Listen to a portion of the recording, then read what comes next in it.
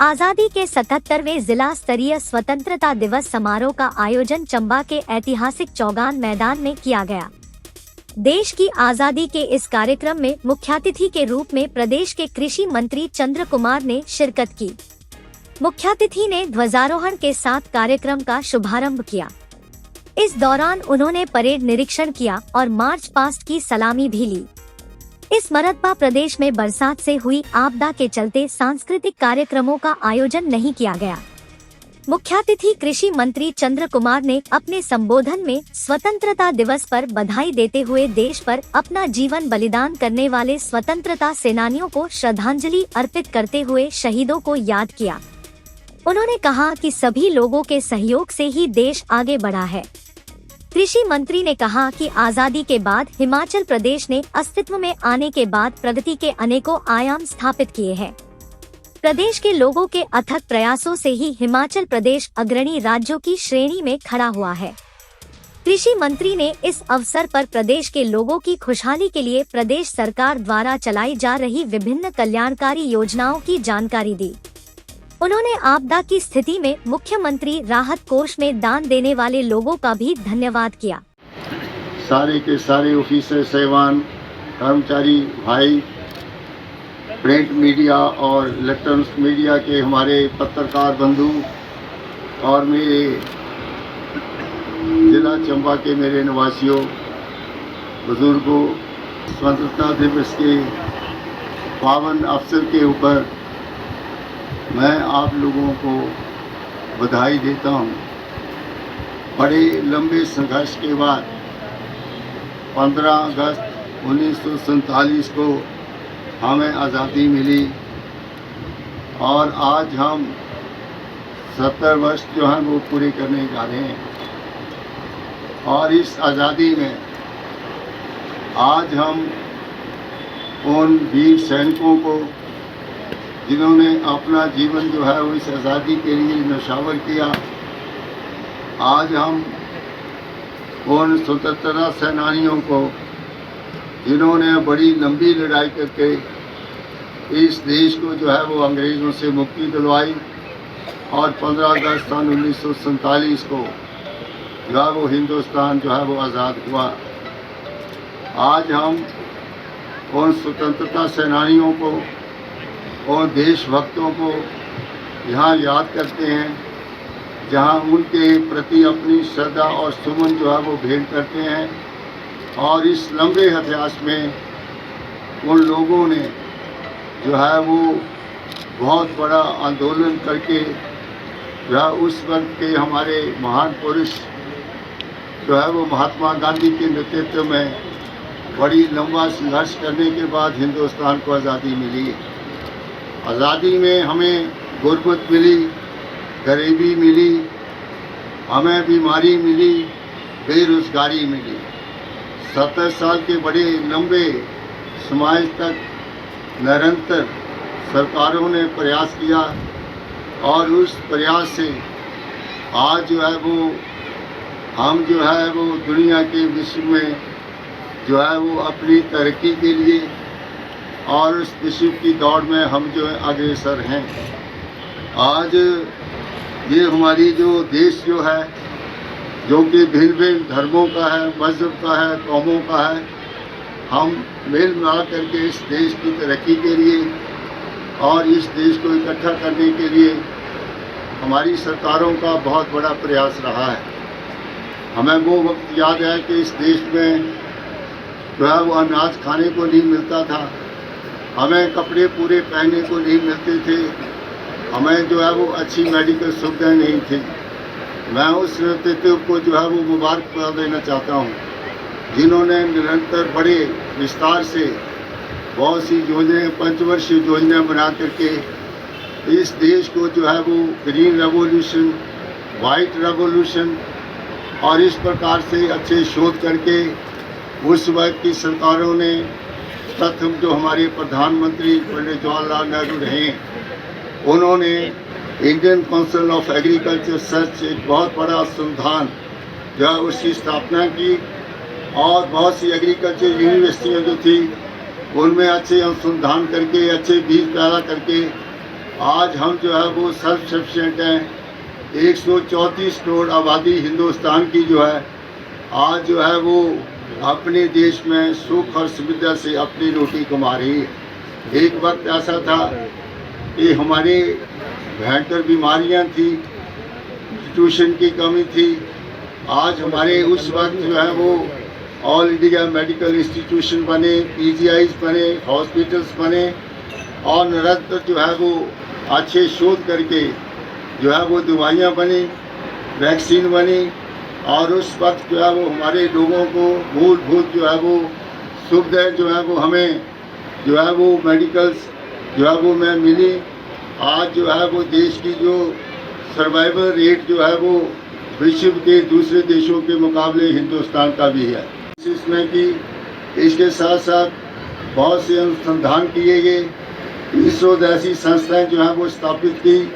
Royal India Bharat economics corporation of India जो है उसकी इस्टेब्लिशमेंट हुई और देश को आगे ले जाने के लिए बहुत बड़े प्रयास जो हैं वो किए। उस वक्त का नेतृत्व जो हमारे इस देश में रहा है, उस नेतृत्व ने जो है वो हिंदुस्तान की एकता और अखंडता को बनाए रखा और हर धर्म के लोगों को एहतराम दिया गया और देश जो है वो निरंतर तरक्की की तरफ रहा है। आज जो है वो आप देख रहे हैं कि काफ़ी व्यवस्था जो है लोग धर्म के ऊपर, मजहब के ऊपर, कामों के ऊपर कई प्रकार के पखंड करने की कोशिश करें। मैं आप लोगों से अपील करना चाहता हूँ कि जो शांति का रास्ता है उसी से जो है वो आगे हमारी तरक्की जाएगी। जिस देश में शांति नहीं है, भाईचारा ठीक नहीं है, वो देश कभी आर्थिक उन्नति नहीं कर सकता है। आज जो हमारे इंडस्ट्री जो हैं, जो कि हमारे इंजन्स ऑफ ग्रोथ हैं, जहाँ से हमारे नौजवानों को रोजगार मिलता है, आईटी सेक्टर आगे बढ़ा है। इस तरह से जो है वो दूसरे बड़े बड़े उद्योग इस देश में लगे हैं और आज लोगों की निरंतर मेहनत से और हमारे किसानों की मेहनत से, मजदूर की मेहनत से आज देश का मान सम्मान जो है वो विश्व में बढ़ा है। ये सारी चीज़ें तब बनी जब देश शांति में, आर्थिक उन्नति तब हुई जब देश शांतिमय हो। आर्थिक उन्नति तब होती है कि जब देश में जो हमारा उद्योग जो है उसको सुरक्षा मिले, समय के ऊपर साधन मिले। ये सारी चीज़ें जो है वो देश की तरक्की के लिए बहुत अनिवार्य हैं। हमने जहाँ आर्थिक तरक्की की है वहाँ हमने सामाजिक तरक्की भी की है। आज हमारा गरीब आदमी जो सबसे पिछली लाइन में बैठता है, आज उसको जो है वो घर मिले हैं, रोटी मिली है, रोज़गार मिले हैं और आज जो है वो भी बड़े सम्मान और अदब के साथ कह सकता है कि मैं भी हिंदुस्तान का नागरिक हूँ। आज गरीबों को जो है वो सरकारी मकान के लिए पैसे मिले हैं, ज़मीनें मिली हैं। तो इस व्यवस्था को ठीक करने के लिए बहुत से सरकारों ने समय के ऊपर जो है वो सामाजिक भेदभाव को दूर करने के लिए बहुत से कानून बनाए और आज जो है वो हमारी पूरे का पूरा जो हमारे यहाँ कुनबा है, हिंदुस्तान का जो परिवार है, वो हम एकजुट होकर के इस देश को आगे बढ़ाने का प्रयास कर रहे हैं। अभी हाल में आपने देखा है कि हिमाचल प्रदेश में बहुत बड़ी आपदा हुई है और उस आपदा में आपने देखा है कि बहुत से लोगों का जनजीवन व्यस्त जो है वो इस पानी के प्रलय की वजह से बहुत से हमारे मकान क्षतिग्रस्त हुए हैं। बहुत से लोग जो हैं वो बेचारे जो हैं वो स्वर्ग सिधारे हैं। बहुत से हमारी जो फसलें तबाह हो गई हैं और अभी हमारे मुख्यमंत्री जी ने जो है वो कुल्लू मनाली का टूर किया है और उसमें देखा है कि इस जल प्रलय से भयानक जो है वो सारे देश में जो है वो हमारी जो एक आर्थिक उन्नति है उसका पहिया जो है वो खड़ा हो गया है। आज उन लोगों को रिहैबिलिटेट करने के लिए हमारे सभी मंत्रिमंडल के लोगों को हर विधानसभा क्षेत्र में भेजा है कि वहाँ जाकर के जो माल और लोगों का नुकसान हुआ, पशुओं का नुकसान हुआ, उसका पूरा मूल्यांकन करें और सभी जिलों में जो है वो एक रेड अलर्ट जो है वो जारी किया गया है कि जहाँ जहाँ भी फसलें तबाह हुई हैं उसके लिए लोगों को उचित मुआवजा दिया जाए। आज हमने जो हमारा जो उस वक्त का मैनुअल है जो कि हमने आपदा प्रबंधन के लिए मैंने कुछ परिवर्तन मुख्यमंत्री जी ने लाए हैं। अगर किसी का घर जो है वो आंशिक रूप से जो है वो गिर जाता है या उस आंशिक रूप से जो है वो डैमेज हो जाता है, उसके लिए जो है वो 1 लाख रुपये का प्रावधान किया गया है, जिसके लिए उसी वक्त जो है उसके पैसे का प्रावधान हुआ। बहुत से हमारे लोगों के मकान जो है वो धंस गए हैं, ज़मीनें जो है वो बह गई हैं, फसलें तबाह हो गई हैं, और इसी को देखते हुए पहले हमें 10,000 रुपया 1 बीघे के ऊपर जो है वो कंपनसेशन मिलती थी। आज उसको बढ़ा करके जो है एक जो बीघा है उसको जो है वो बढ़ा करके सरकार ने अपना रेवेन्यू एक्ट में जो है वो तब्दील करके ज़्यादा से ज़्यादा पैसे देने की कोशिश की है। फसलों का मुआवजा दिया, ज़मीन जो बह गई है उसका मुआवजा दिया है, और जहाँ जो ज़मीन बह गई है उसके लिए तत्काल जो है उस ज़मीन पे डंगे लगाने के लिए ब्रेस्ट वॉल, ताकि कोई गरीब आदमी जो है वो बड़ी जल्दी से अपनी ज़मीन के ऊपर जो है वो उसको रुकावट करके जो है वो उस ज़मीन को बहने से रोके। और भी बहुत से फैसले हमारी सरकार ने किए हैं। आज हमारे जो गरीब लोग थे, बच्चे जो स्कूलों में पढ़ते थे, जिनके माँ बाप जो हैं वो ख़त्म हो गए हैं, आज सरकार ने जो है वो सुख आश्रय योजना बना करके उन बच्चों को अपनी पूरी उम्र के लिए पढ़ाई लिखाई के लिए जो है सरकार ने उसको पैसे का प्रावधान किया है। अगर कोई बच्चा जो आप अपने माँ बाप के पास रहना चाहता है तो उसको प्रति माह जो है वो 5,000 रुपया उसको जो है वो पढ़ाई लिखाई के लिए सरकार भेजेगी। अगर कोई बच्चा जो है वो अनाथ आश्रम में रहना चाहता है तो बहुत से अच्छे जो हम आश्रय बनाए रहे हैं, जिसमें बच्चा जो है वो 24 साल तक पढ़ाई लिखाई करके उसको नौकरी का प्रावधान किया जाएगा और समाज में उसको भी कहीं न कहीं एडजस्ट करने का प्रयास किया जाएगा। इस तरह से और भी सोशल काम के लिए सरकार ने जो है वो हमारे मनरेगा के मजदूरों की दिहाड़ी जो है उसको बढ़ाया है। इसी तरह से आपको पता है कि हमारे बहुत से सरकारी कर्मचारी जो थे वो 33 साल की जो है वो पूरी नौकरी करने के बाद खाली हाथ जाते थे। आज हमारे आदरणीय मुख्यमंत्री श्री सुखविंदर सिंह सुक्खू जी ने हमारी पुरानी पेंशन जो है उसको बहाल किया है। अब जो है वो सरकारी कर्मचारी 30 साल की सर्विस करने के बाद वो जो है वो जब जाएगा तो उसको पूरी पेंशन का प्रावधान किया, और इसको जो है वो हमारे जिस वक्त की सरकार जब हम सत्ता में आए तो हमारे घोषणा पत्र का जो मुख्य जो था वो वायदा था जिसको सरकार ने पूरा किया है।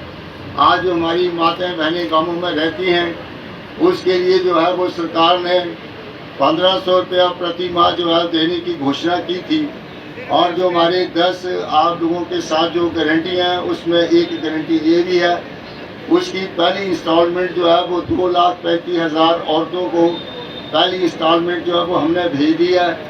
और ख़ास करके जो ट्राइबल एरिया हैं, लाहौल स्पीति और पली तबके किन्नौर के एरियाज़ की महिलाओं को जो है पूरा पैसा जो है वो देने का प्रावधान किया है। अगली इंस्टॉलमेंट में हम जो है वो इतनी ज़्यादा औरतों को और कवर करेंगे। कुल मिला के सारे हमने जो आंकड़े इकट्ठे किए हैं इसमें 10.5 लाख औरतें हैं जो कि इस 1500 रुपये के सुपात्र हैं। और दूसरा जिला जो था वो सिरमौर था, वहाँ से जो है वो धनीराम शाडल हमारे आदरणीय जो मंत्री हैं वो उस वक्त के मेंबर पार्लियामेंट थे।